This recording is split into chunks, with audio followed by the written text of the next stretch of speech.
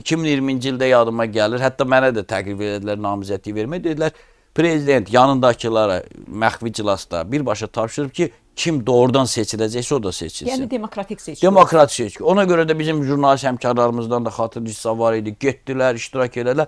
Son məqamda Ramiz Mehdiyevin siyasi işlədi.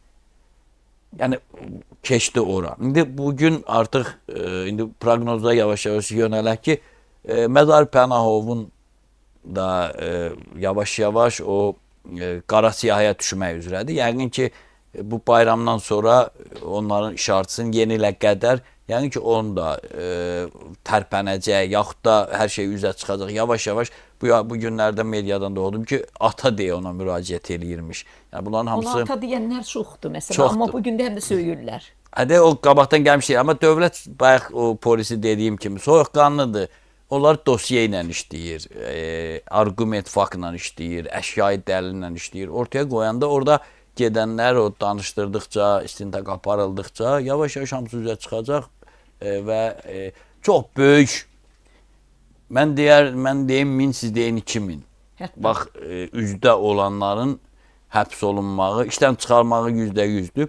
Həbs oluna da bilər, olmaya da bilər. Ola bilər, siz o dövlətçidə yenə deyirəm var. Ola bilər elə informasiya verək ki, dövlət onu özü tapa bilmir, bu hazır deyil. Ona biraz güzəşt deyirlər. Dövlət xatirinə onu da eləmək olar. Necə ki, məsələn, Rus agentləridir, burada Azərbaycan qarşıdurmaqla məşğuldur, amma dövlətin siyasəti xatirinə onları azad edirsən, buraxırsan. Məsələn, Arayiki yox, məsələn, Vardanyan sabah buraxa bilərlər. Məsələn, müəyyən o dövləti məsələlərə görə.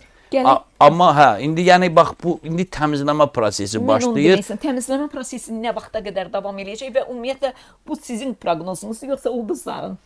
Mənim proqnozum olmur ki, mən bədahətən deyə bilmirəm. Yəni o qabiliyyət yoxdur məndə. Yalnız hesablama. Sadəcə ilin əvvəlində də sizdə anonsda, proqnozlarda da demişdik ki, çox böyük. Özə başlıqda da var idi. Azərbaycan tamamilə dəyişəcək. Dəyişim başlanıb mı? Yerindən qopmaz ən az 2 məmurun belə deyim, yerindən qoparılmağının şahidi olacaq. İndi mən 2026-nın proqnozunu hələ hazırlayıram. Noyabrın 15-dən o tərəfə daha da güclənəcək bu. Amma gələn il daha belə böyük, xüsusən də fevraldan olacaq. Amma hələ tam işləməmişəm deyə ilin axırı onsuz da ənənəmiz uyğun olaraq görüşürük. Sırf o istiqamətdə deyəcəyik.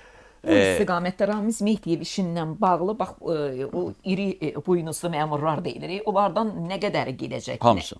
Hamısı gedəcəklər. Hamısı gedəcək. Həm Milli Məclisdə olan, həm vəzifədə olan. Gələn ilə parlament, ilin birinci yarısı bəlkə də parlamentdə yenilənəcək. Amma tamam işlək, demokratik yönümlü, milliliyə riayət edən bir parlamentin işartılarını görəcək. %100 demirəm. Amma əsas o üst təbəqə təmizlənəcək. O 40 min əgər sırf agent varsa onların əlaltıları da var. Hər yerdə görürük. Avtobusda, başqa yerdə Rus hayf deyildi, Rus belə idi. Çünki onlara bu adamların sayəsində o demokratiyanın, azadlığı başqa cür göstəriblər. Bax, qələbəni çalmışıq, onun o həzzini tam ala bilmirik.